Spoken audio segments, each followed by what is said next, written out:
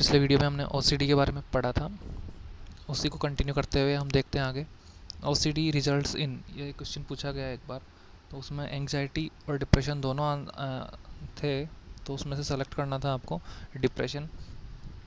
Means यदि दोनों दिए हुए हैं तो डिप्रेशन, क्योंकि 66% यही करता है, पर यदि डिप्रेशन नहीं है तो आपका आंसर एंग्जाइटी जाएगा। अब हम इसका ट्रीटमेंट देखते हैं। तो ऑब्सेसिव कंपल्सिव डिसऑर्डर में आपको बिहेवियर थेरेपी तो देना ही देना है, ठीक है, जिसमें आपको कंपल्सन करने से रोकना है बंदे को, मतलब उस वो जो बार बार हाथ धोने की प्रैक्टिस है ना, उससे आपको अवॉइड करवाना है, वो नहीं हो, ठीक है। अब ऑब्सेशन के लिए हम क्या देंगे? सेलेक्टिव सेरोटोनिन रीअपटेक इनहिबिटर और ट्राइसाइक्लिक एंटी डिप्रेसेंट। तो फ्लोक्सिटिन और क्लोमिप्राजिन देते हैं। जो फ्लोक्सिटिन है वो मोस्टली दी जाती है, ठीक है। उसके आगे हम देखते हैं तो नो रिजल्ट, यदि इनसे कोई रिजल्ट नहीं आ रहा तो एसरपेरिडोन देते हैं। फिर वो नहीं काम कर रही तो ईसीटी दी जाती है, और फिर भी वो काम नहीं करे तो लास्ट जो ट्रीटमेंट है दैट इज़ साइको सर्जरी, ठीक है। जो हम बात कर रहे हैं एक behaviour therapy, that is ERP.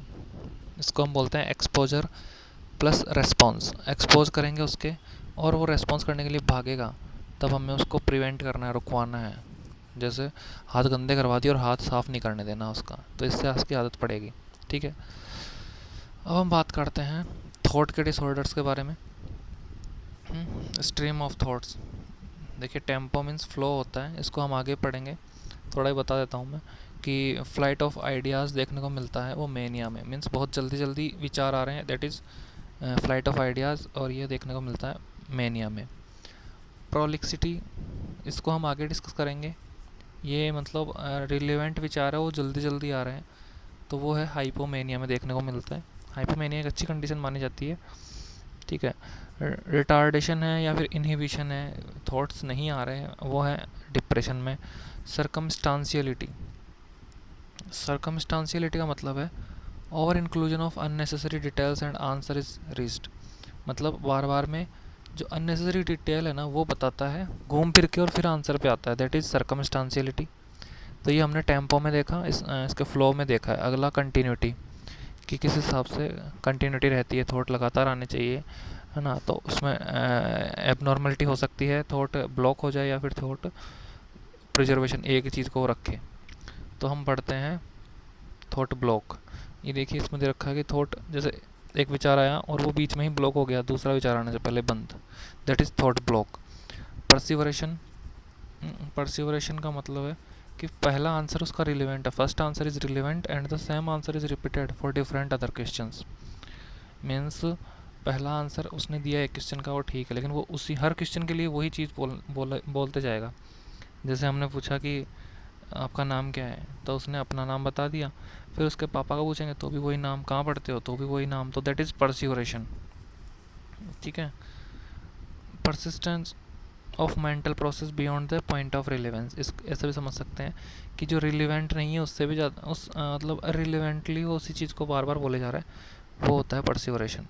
अब हम देखते हैं टेम्पो या फ्लो, ठीक है। इंक्रीज टेम्पो यदि बहुत ज़्यादा बढ़ जाता है, रैपिडली बार बार आता है। चेंजिंग एसोसिएशन, एसोसिएशन चेंज होता है, और वो चेंज एसोसिएशन किस हिसाब से हो सकता है?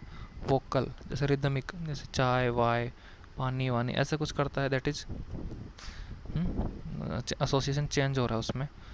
और मीनिंगफुल है, जैसे बोले जा रहा है और हर चीज़ में मतलब कोई फ़ायदे की काम की चीज़ बोल रहा है, that is change, association is change but that is meaningful.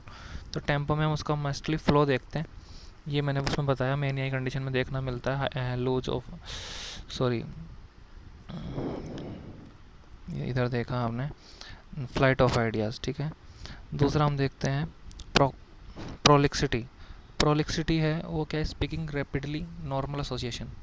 Association normal है लेकिन बहुत जल्दी जल्दी बोलता है कि उसके मन में विचार आ रहे हैं, बहुत अच्छी बात है, कोई नहीं, एसोसिएशन होना चाहिए, जुड़ाव होना चाहिए। सरकमस्टांशियलिटी, जो मैंने अभी बताया था कि पेशेंट उस आंसर पे पहुंचता है लेकिन घुमा फिरा के पहुंचता है। Person will make you reach the goal, person आपको उस गोल तक लेके जाएगा, but by over inclusion of unnecessary details, लेकिन उसमें अननेसेसरी डिटेल्स को ऐड कर देगा, दैट इज़ सरकमस्टांशियलिटी। फ्रेंड्स आप हर टर्म को अच्छे से पढ़िएगा, आपके लिए अच्छा रहेगा। इनमें से क्वेश्चन आते हैं। आगे अगले वीडियो में हम परसेप्शन डिसऑर्डर्स के बारे में पढ़ेंगे। तब तक थैंक यू।